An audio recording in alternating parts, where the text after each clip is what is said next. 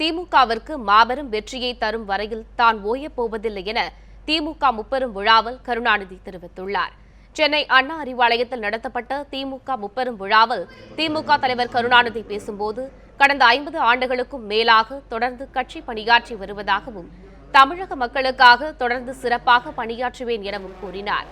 திமுகவை யாராலும் அசைக்க முடியாது எனவும், கடந்த தேர்தலில் திமுக தோல்வியை சந்தித்து இருந்தாலும் அடுத்தடுத்து வெற்றியை பெறும் வரையில் தான் ஓயப் போவதில்லை எனவும் கருணாநிதி சூளுரைத்தார்.